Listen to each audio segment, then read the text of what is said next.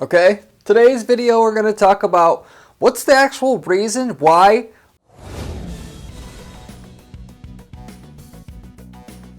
literally 90% of people are not making no money at all ever at any point doing PPC ads for their business. Particularly referring to Google, since that's what most people are focusing on nowadays. But this also definitely could be applied to any other paper, and don't tell me it's not called pay-per-click, because it is. Facebook ads, whether that's Taboola, Outbrain, whatever you're doing, just paid online advertising in general. All of these things I'm going to tell you why people fail and what you actually can do to not be the one who fails, be in the 10%. And yes, this isn't a gimmick. You really could be in the 10%. It's up to you to decide if you're in the 10% or not. To do these things is just general formula that that you can follow that I know works, because I've been doing PPC for 15 years now. I work with hundreds of clients now. Basically pay-per-click advertise. And why I say that is it's you're paying for someone clicking on the ad. No banner ad usually is sold by 1,000 impressions or 1,000 times the ad shows up. So there are some sales of online advertising that way, but mostly it's you're paying per click. That's what PPC stands for, pay per click. It's just a small rant I wanted to get out of the way.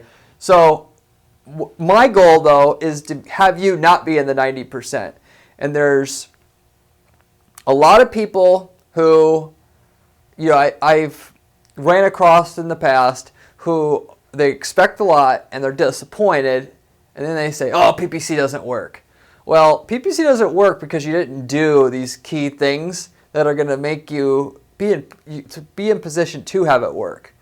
And so really it's up to you as a person. Now, of course, most of the people making these mistakes I'm going to show you here on this video to follow the 90%, they simply just did not understand it.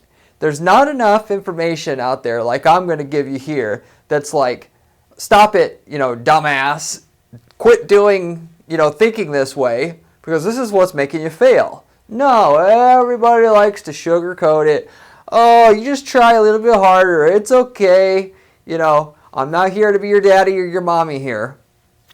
I'm here to tell you what, freaking works, okay?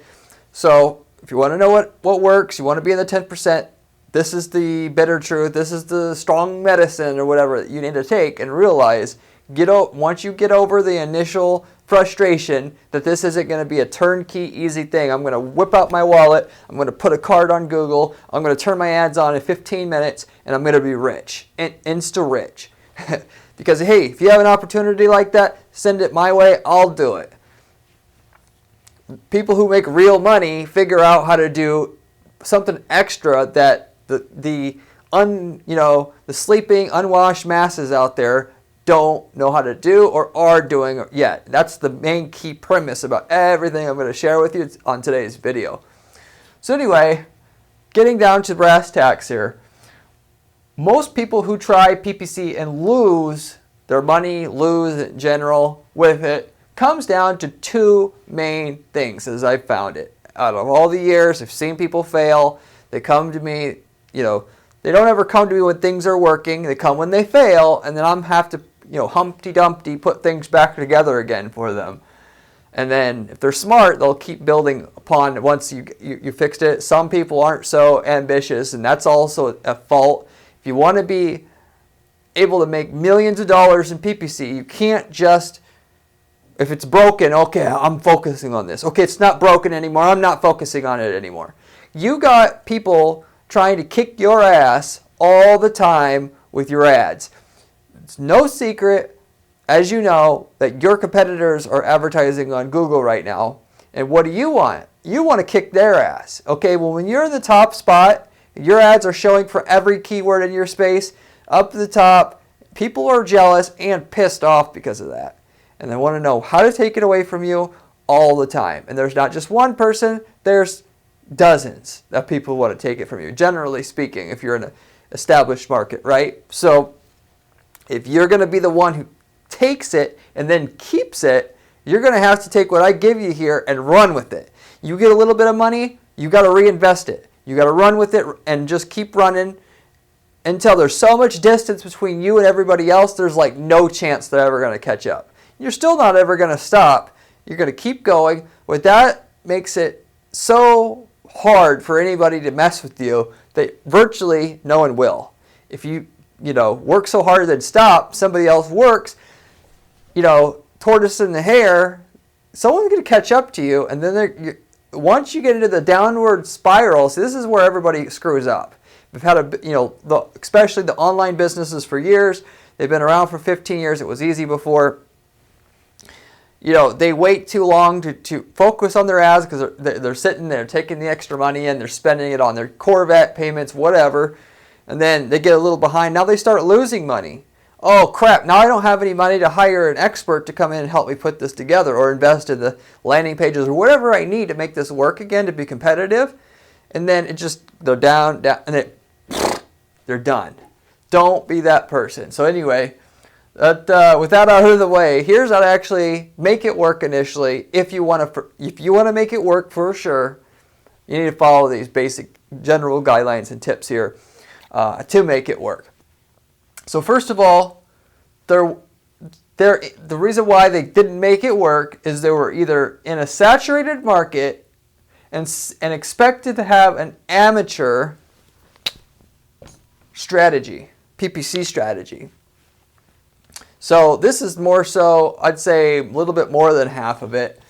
And when I say saturated market, some business people will say all markets are saturated. No, not necessarily. There's different levels of barrier to entries, or as Warren Buffett quotes it, moats that people have or they don't have around their business. Literally anybody can do it and be in business tomorrow with, a few $1,000. There is no moat there. You're going to have to think outside the box here to make this work.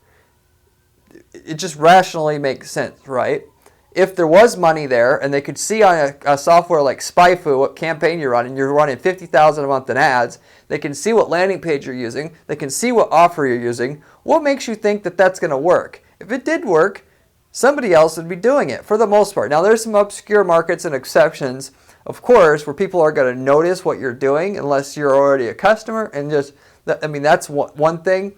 But in general, if you don't have something that a lot of people just can't do, you're going to have to fight your way to get to where you're in the winning position on Google, and just to be in a profitable position with your ads and be able to make money over many years, make millions of dollars from your ads once it's set up, and then actually take a small portion, reinvest that, and keep it growing and growing and growing like you should have as a goal, basically, if you're ambitious and you want to make a lot of money.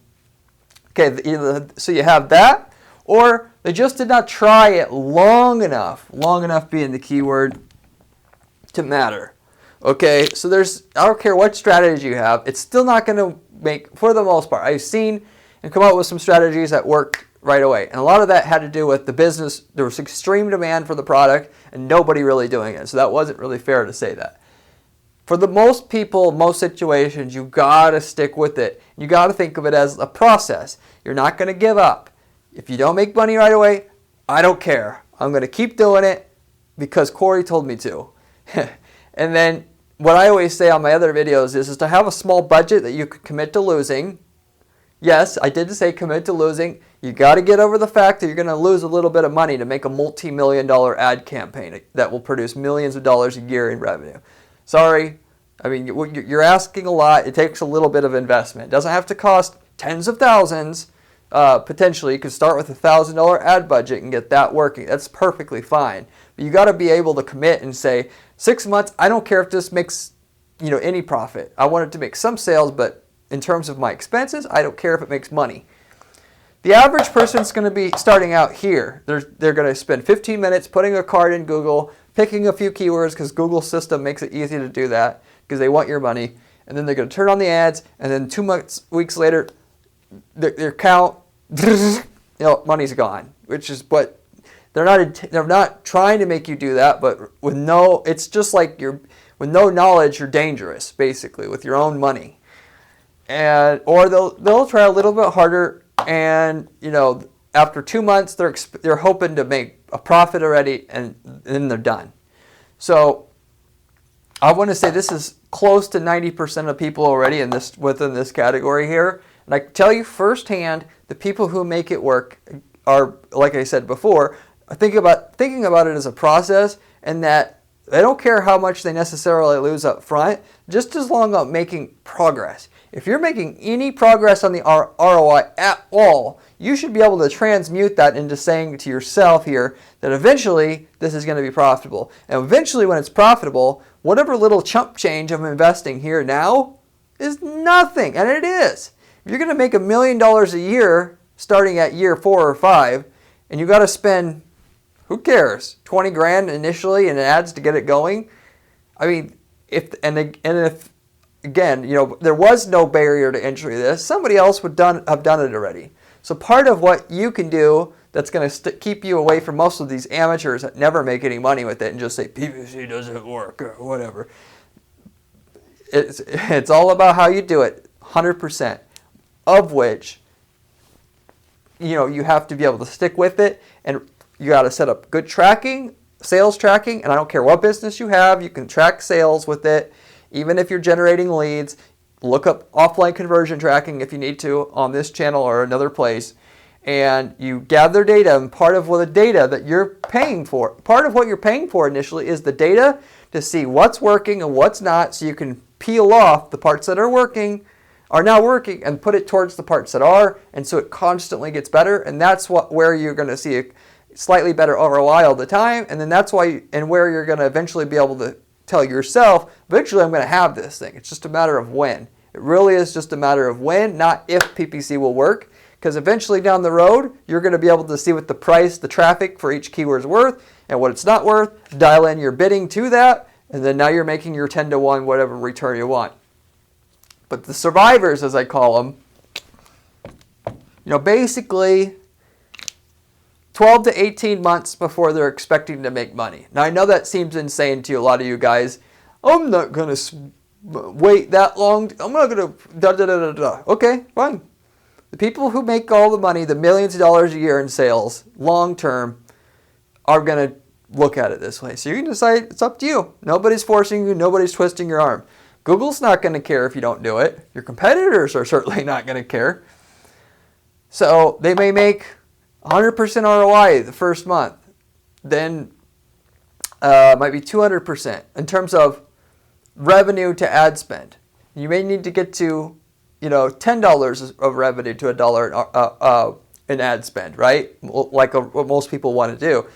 And so it may take 18 months to get there. And at month 1, you're at 1 to 1. Month 2, you're at 2 to 1. Month 3, you're at 3 to 1. And you keep going. Again, as long as you see progress, you got to be able to stay confident about what you're doing. And you can't also just stop and do no work. You got to use your data to, you know, tweak the account, add negative keywords, the normal stuff that you can read up on my channel or on my blog about what to do that will get you these improvements, and then just eventually wait and it'll happen for you. So they don't give up. They they can see, they have vision is just the best way to kind of put it. So you have that. That's one of the reasons here that you don't have results. Now the other reason, if you're getting past, you know it's going to take some little time, more time than what you would want, but it's just the way it is.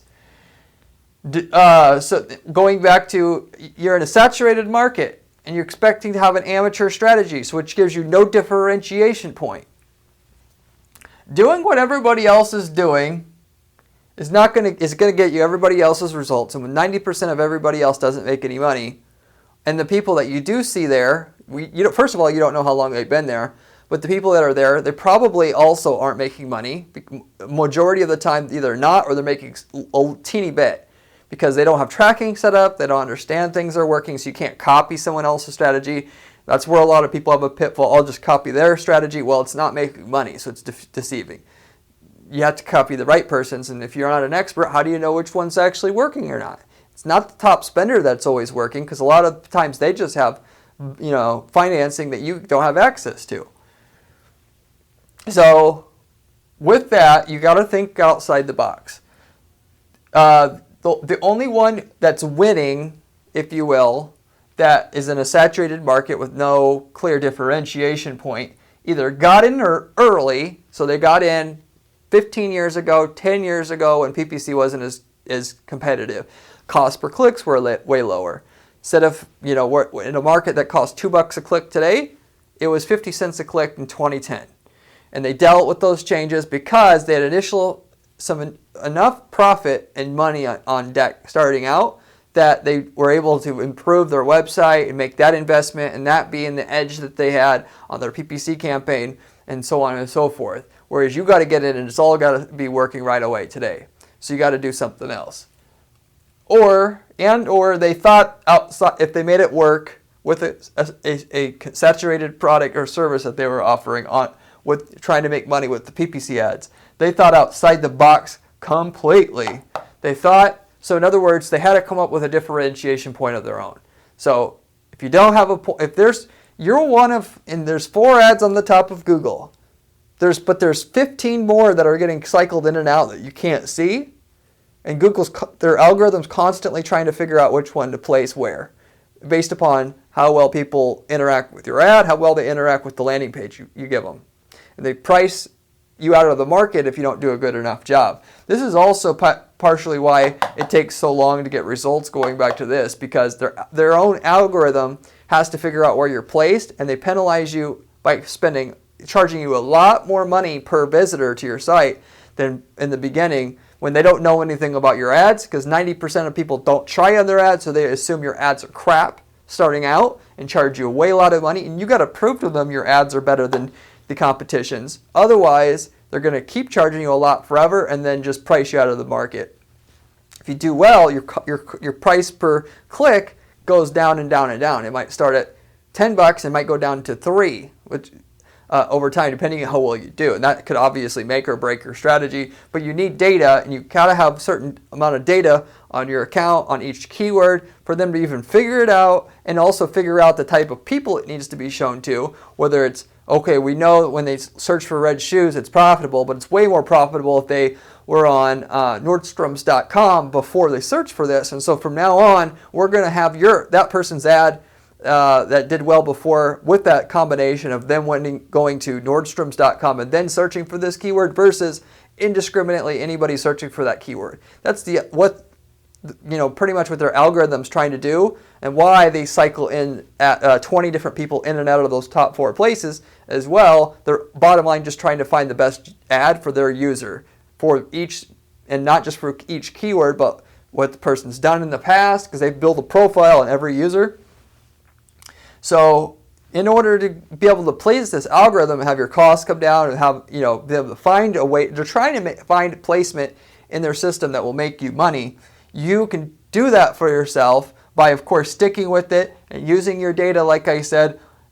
But on top of that, if you also just have a very saturated, something that everybody can offer, well, then you can. That's fine to do that. You just got to find a differentiation point. Okay.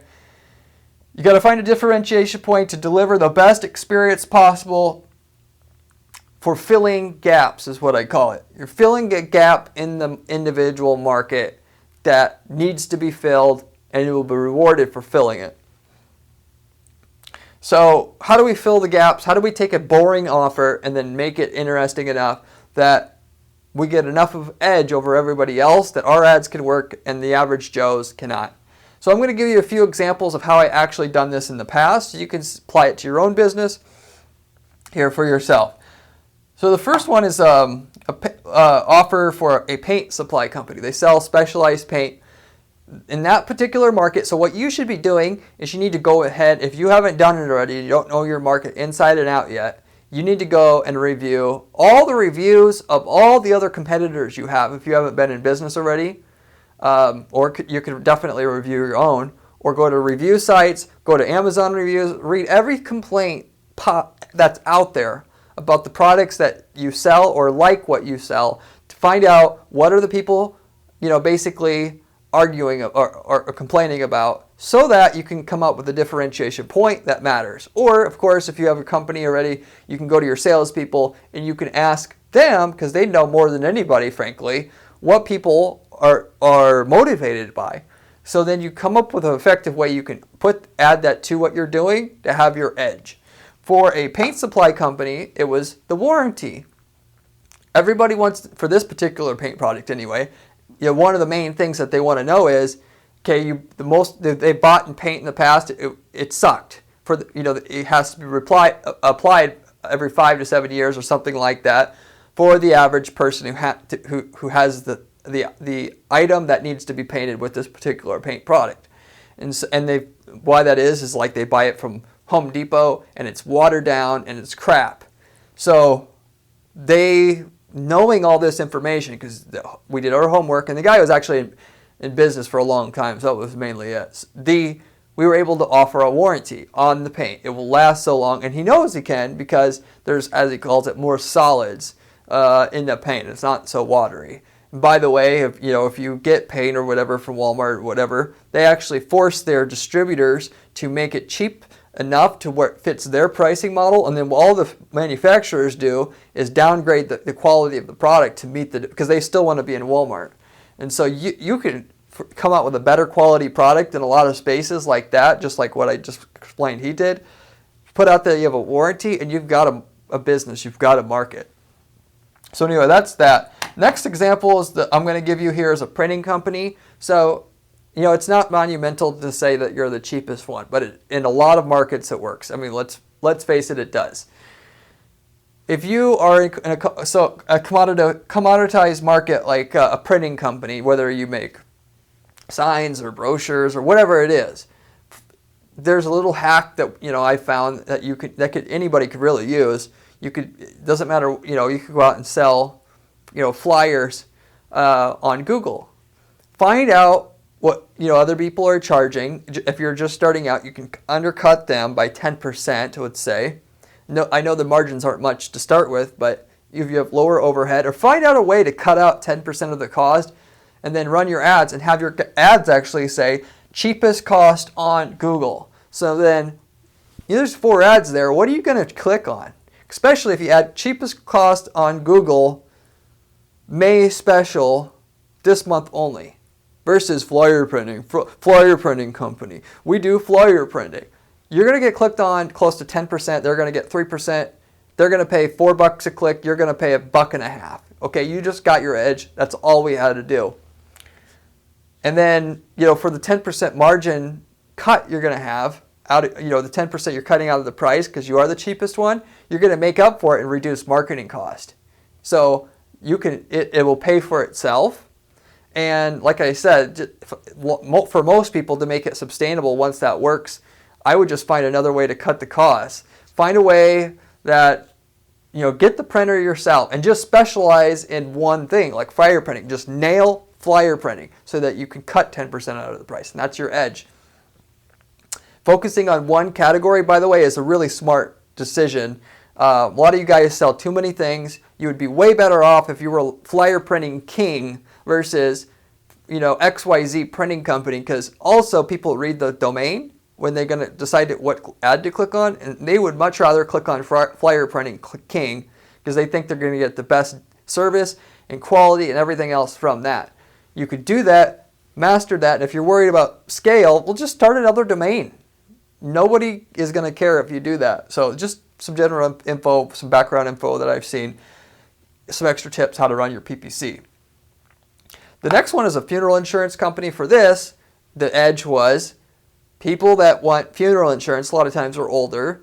It's a little harder for them to go out and about, especially if you're in a big city. You got to drive across town for this.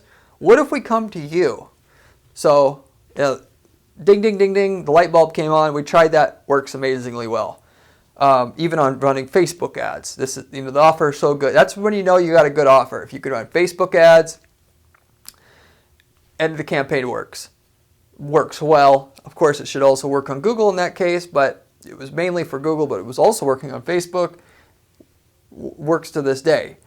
You could get into that business and use that exact thing. But that said, you just got to figure out what it is. Like I said, by just doing hours of research, whatever's necessary to find out that one thing that's being underserved in your market, and then add it to your offer, and don't hide it. You put it right in the freaking ad. The keyword one line on the Google ad should say your keyword of what the user was searching for exactly. If it's buy flyers, you want the ad to say buy flyers now. Second headline, cheapest price on Google. And then the third headline, of course, is just an extension of that. May special this month only. So you're focusing on regurgitating back to the user what they were asking for, and then what's the differentiation point. And when they get to the page, don't send them to the home page. You send them to a customized landing page that has the pricing just for the flyers. Because what do people care about? They care about the pricing. They don't give a crap about anything else right away. So don't hide it. Put all your pricing there. 1, this is the price. 10, this is the price. Down at the bottom, 3 colors is adds this much to the price. And then a phone number so they can call, and you got to get them on the phone so you can talk to them. Your whole goal is to get them to stop clicking back to Google and clicking around so you can lock them down. And if you of course can go through the sophisticated checkout, if you spend hundreds, thousands of dollars on your site to get it right, but for most people, you're going to be better off getting them to call and get a sale that way. But that's an efficient model. That's an example of what thinking outside the box here to make your what was normally just a saturated market not saturated anymore for you. The other thing is that you can do to think outside the box, so that was just, you can change the offer. You can also go long tail, as I call it. Long tail customer acquisition. When you're talking about search advertising, people think long tail is like the keywords longer. Yes, that's one version of it. I have my own way of describing what long tail is, which is kind of like I described before. You go deeper. Instead of offering having a printing company and marketing that on Google, you just market flyers. Vistaprint actually, by the way, had a interesting model where they would just offer business or specialized in that, even though they do more. But just to get the customer in the door, they did the business cards. And you can offer even another differentiation point would be like them. Just offer, okay, you buy the first ones for free, the flyers. Okay, once I got you as a customer, if you think about the lifetime value like really serious marketers do, well then they can upsell and cross-sell and it pays for itself. And then basically Vistaprint killed it because nobody else was offering their business cards for free. Now they got all their customers for like $5 acquisition cost. Well, the average value per customer in the printing market is like 100. So it just works out. You just got to be able to think sophisticated about what you're doing and outside the box. But long tail acquisition is kind of like that. In a specific example though of where and how I did this in the floor tape space. So there's different floor tape that you put on the floor. Mainly in a commercial environment, like so that forklifts don't go off where they're not supposed to. There's a bunch of different reasons. So you don't slip, whatever. We looked through the keyword search data. We found that glow in the dark tape was actually it's getting searched a lot, and it was a lot higher ROI than anything else we were selling. So if you are generalized, you can get specialized, and there's no need to have a second site necessarily to do it. Like in this case, it didn't really make sense, but of course you could have a second domain. But we just had a category page that was dedicated to glow-in-the-dark tape, and he acquired enough to where he could have 10 to 20 glow-in-the-dark products, so he really could look like he specialized. Effectively, he could specialize in it. Nobody else had that much variety. We had a whole page dedicated to it with different products. They're all lined up. It's a visual product, so right away, if you're going to be interested, you just have the picture and the price, just like we would have in a catalog or something like that. And we aggressively went after the glow-in-the-dark tape. So that would be an actual example of really like what people normally think of long tail, but you just double down on what's working. That's one way to scale a business. Okay, who's my best customers? Okay, they're that. I'm doing real estate sales. Who's my best customers? It's real estate investors, people investing. Okay, I'll put a website up just for the investors, and then I'll go after people looking for investment properties. Bang, there you got it. So, but that's how to do it and apply that kind of concept to an e-commerce based business type. The second example I'm going to give you is a translations company. So, in this particular use case scenario, what we did was, most people, if they get into that business, most of them don't make money for sure. It's saturated. that they're going out, if they are going to run the ads, they're in and out, they're bang, out of money. They're going to go after a keyword like translation company. That is so saturated. We figured out, thanks to me, going after like English to Spanish translations, English to Romanian translation, English to Russian translation service. So when somebody's typing for that only, we had a dedicated ad that didn't screw around and just said English to Romanian. Of course, we can't offer it to everything, but if he could find a translator that he could farm that out to, then now he has a new potential ad and landing page sequence that we could run on the campaign that would right away start making money, because we're the only one that offers English to Romanian pretty much now, or even if there is a lot of people, they're going to find, it's all about convenience to the user. When somebody searches for English to Romanian and you see no ads there, create one. And then create a landing page that just doesn't screw around, gets to the point, so they know right away you weren't screwing with them, that you do actually do this, you do actually specialize in this to a degree.